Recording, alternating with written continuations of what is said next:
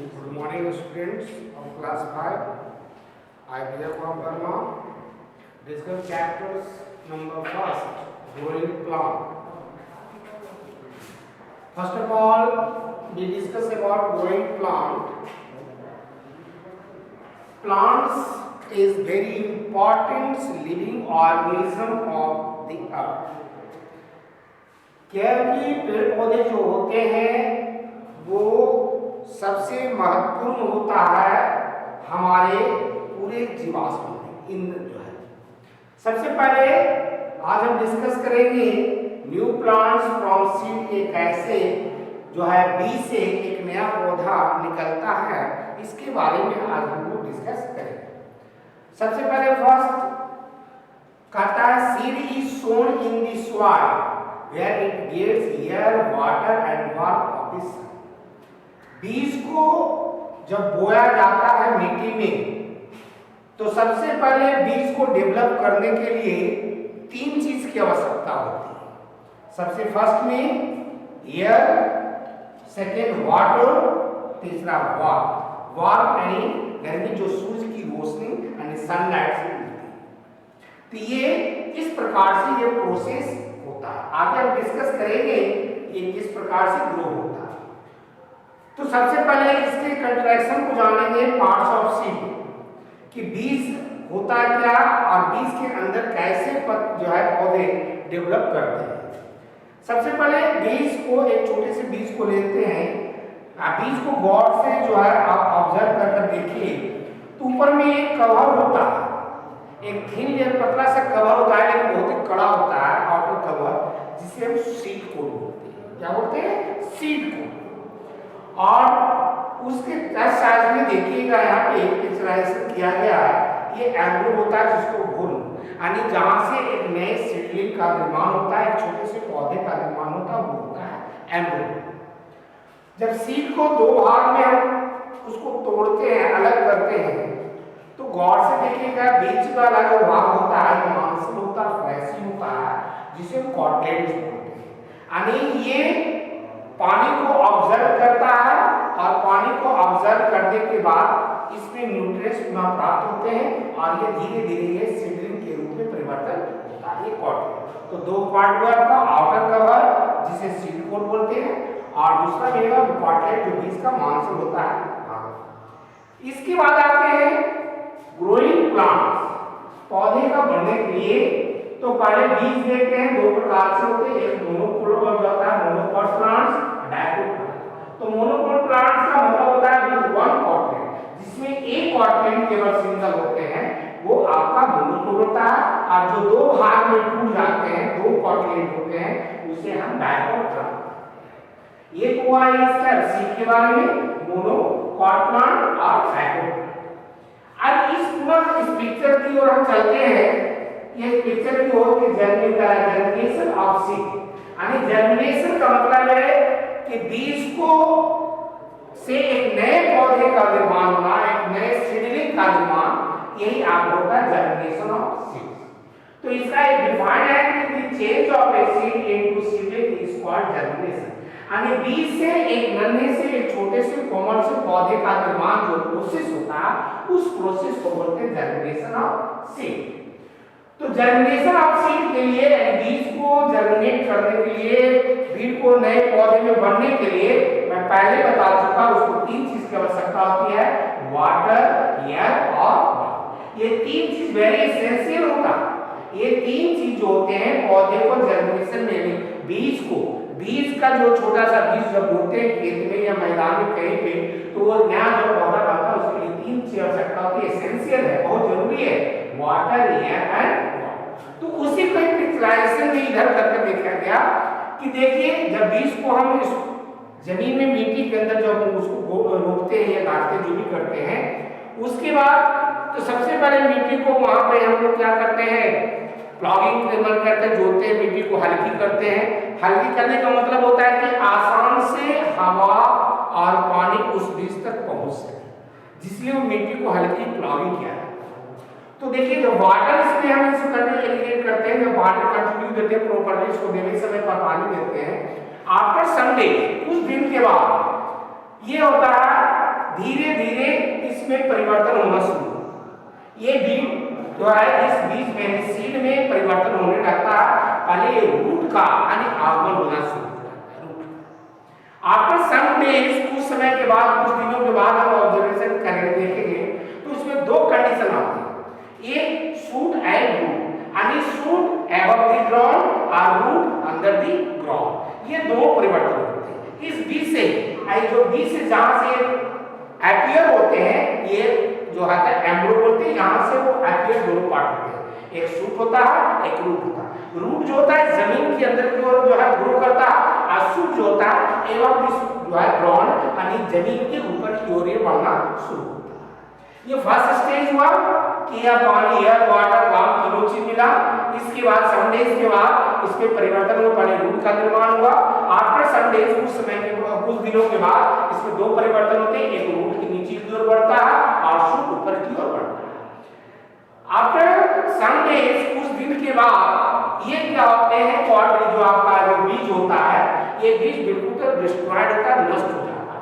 और ये नष्ट होने के बाद ये पूर्ण रूप से एक नए पौधे का निर्माण करता है, रूट और शूट, यानी अंडर द ग्राउंड रूट और अबव द ग्राउंड शूट। इस प्रकार से पौधे का जो है डेवलप होता है।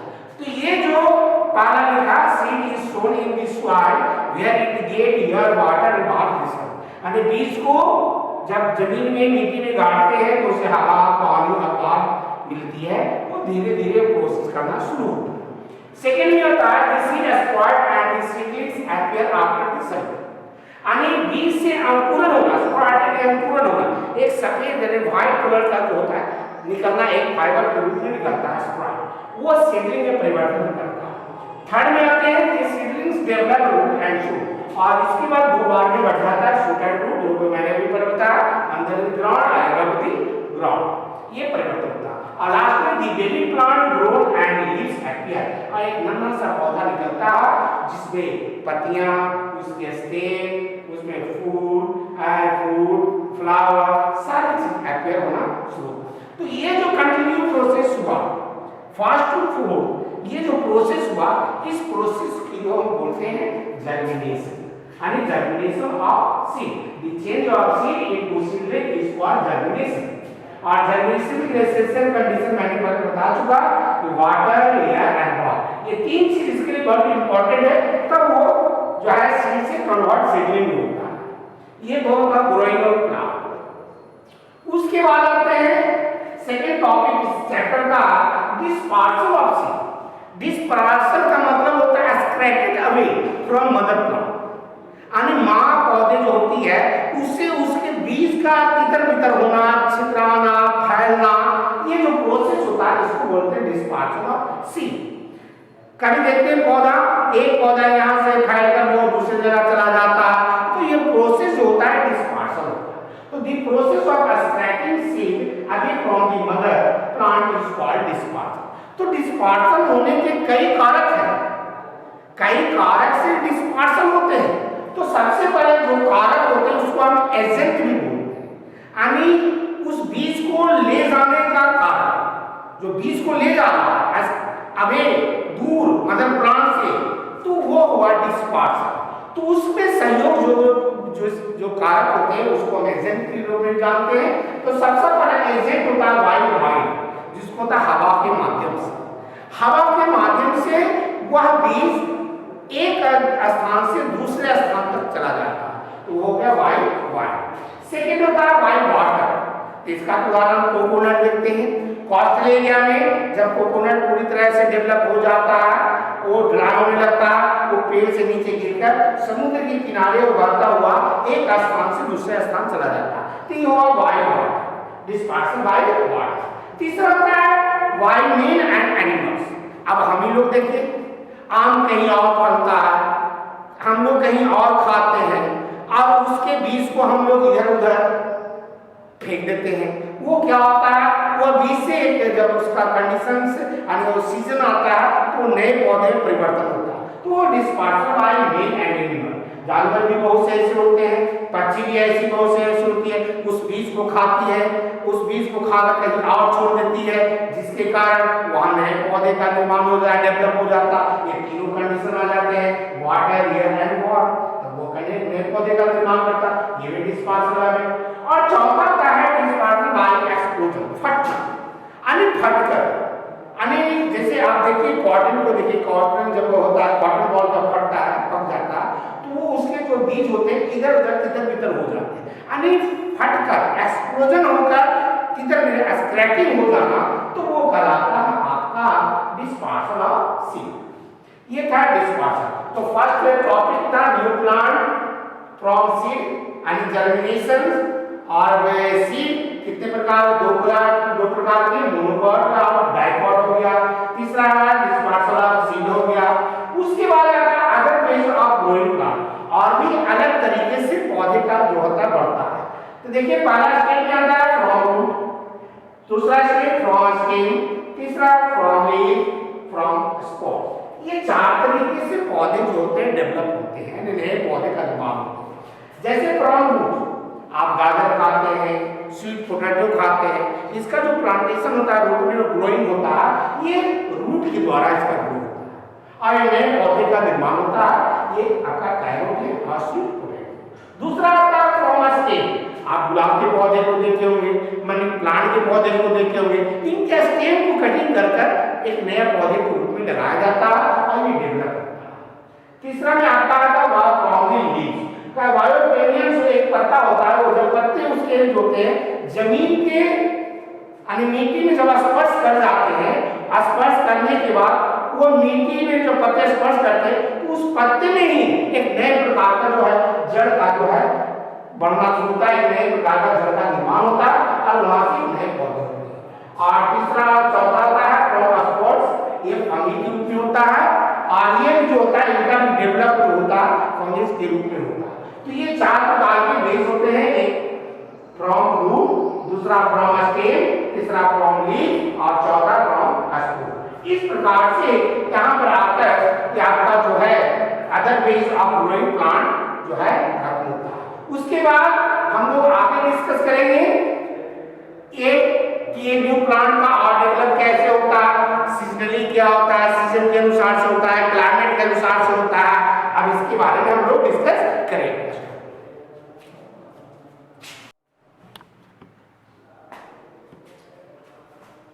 चलिए अब उसके बारे में डिस्कस करेंगे growing and development in plant, यानी पौधे में कैसे जो होता है डेवलप होता है, आप किस प्रकार से डेवलप होता है उसके बारे में हम लोग डिस्कस करेंगे। तो पौधे को डेवलप करने के लिए मुख्यतः में तीन चीज की आवश्यकता पड़ती है, तीन चीज का होता है तो पौधे जो है ज्यादा डेवलप करते हैं। नंबर एक में सॉइल, नंबर दो में क्लाइमेट और नंबर तीन में आता है सीजन। ये तीन मेथड है तो एक नए पौधे का डेवलप होता है, नए पौधे का जो है आगे की ओर एक नया राइज होता है। तो सबसे पहले कोई भी पौधे बोने के लिए, रोपने के लिए जो नए पौधे होते हैं तो सबसे पहले वो डिपेंड करता है वो सॉइल पर करता है। अगर सॉइल सही है तो पौधे की जो है डेवलप भी अच्छा होगा, पौधे अच्छे तरीके से फलेंगे फूलेंगे। तो सबसे पहले मोस्ट इंपॉर्टेंट सॉइल, विदाउट है ना सॉइल की बहुत ही आवश्यकता होती है, अच्छी सॉइल। तो soil is one of the important factor for growing plant, different plant require different kinds of soil. मिट्टी जो पौधे का एक सबसे अच्छा फैक्टर होता है ग्रोइंग करने में, लेकिन डिफरेंट प्लांट यानी हर तरह के पौधे को अलग तरह की मिट्टी की आवश्यकता होती है, रिक्वायर होता है, तब वो पौधा डेवलप करता है। जैसी मिट्टी वैसा पौधा होता है। जैसे देखिए अभी हम जानते हैं राइस की जब खेती होती है, एक तो है जूट की खेती होती है, तो उसके लिए हमें पहले लूमी एंड क्ले सॉइल कर सकते हैं, कुछ लूमी सॉइल हो या क्ले सॉइल। यानी इसमें लूमी का मतलब होता है इसमें काफी मात्रा में जो है उत्पादन होने की शक्ति, यानी इसमें जो खाद्य मिनरल्स होना चाहिए बहुत इंपॉर्टेंट, तब यहाँ पे सॉइल जो है रहेगा तभी आपका राइस की खेती और होती अच्छे से। उसी प्रकार आपका ये वेट का, ज्वार का, बाजरा का, इसके लिए आपको सैंडी सॉइल की आवश्यकता होती है तो वो डेवलप अच्छा करता है। उसी प्रकार कॉटन जो होती है, कॉटन की खेती होती है तो उसके लिए ब्लैक सॉइल, काली मिट्टी की आवश्यकता होती है। उसी प्रकार चाय की खेती, चाय तो हमेशा जो होता है हिली एरिया में होता है, स्लोपिंग में, यानी उसकी जो होती है सीढ़ी नुमा खेती होती है, तो वहां पे जो मिट्टी होनी चाहिए मॉइस्चराइज्ड सॉइल होनी चाहिए, नमी वाला सॉइल। ज्यादा पानी की आवश्यकता इसको नहीं होती है।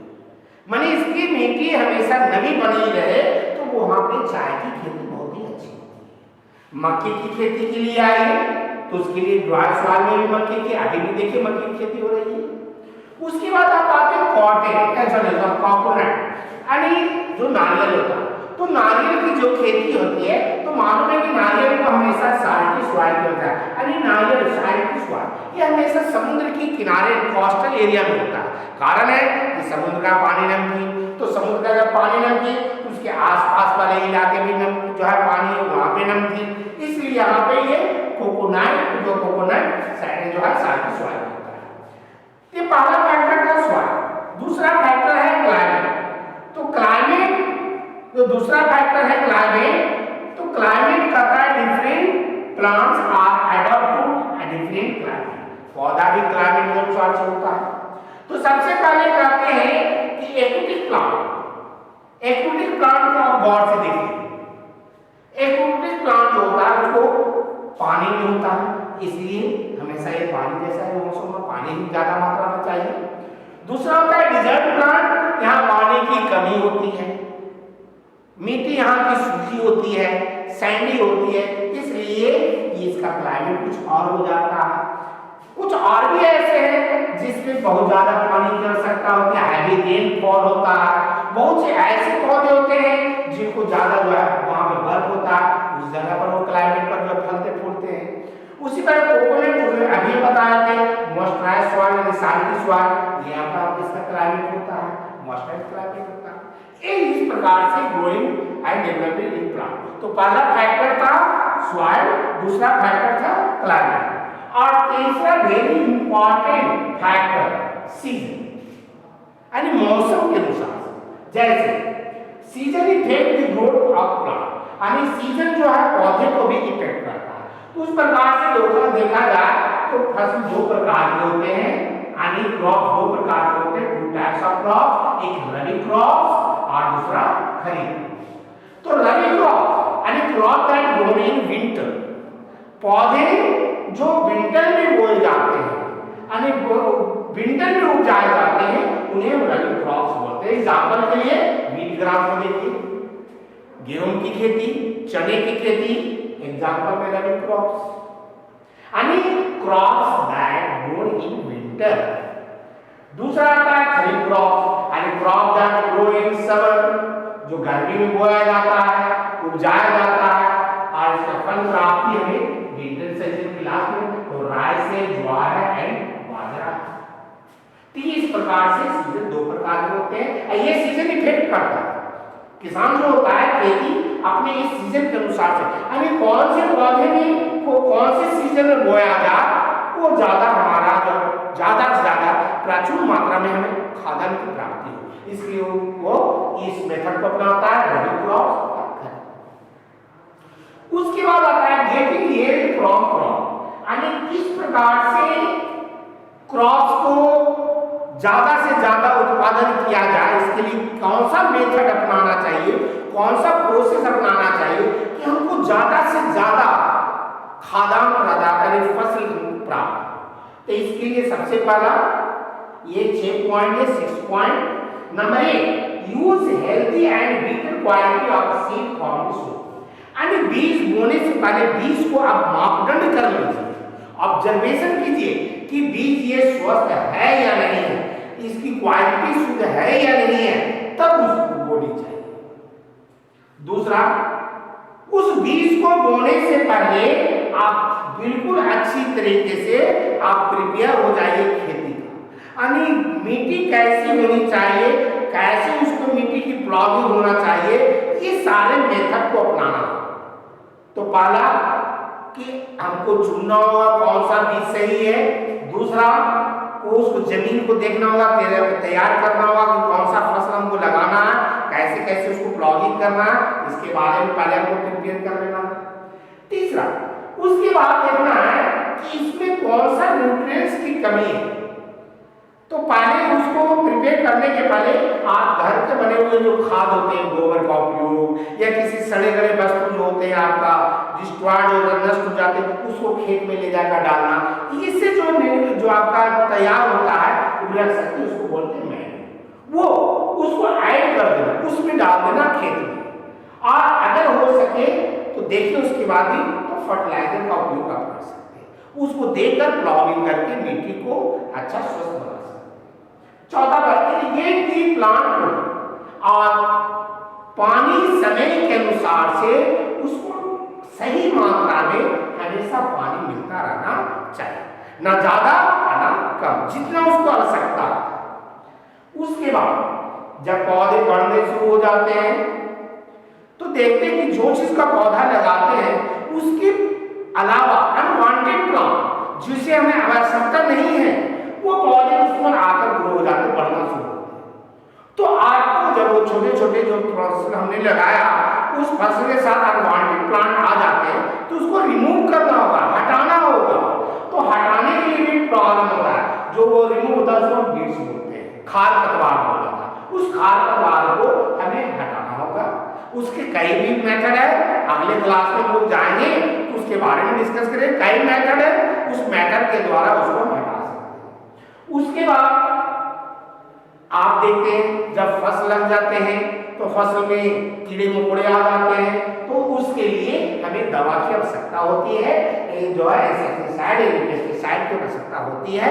और इस प्रकार से हम अच्छे पौधे से अच्छे फल की प्राप्ति हम लोग कर सकते हैं।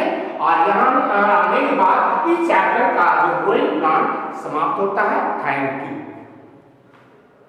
यू।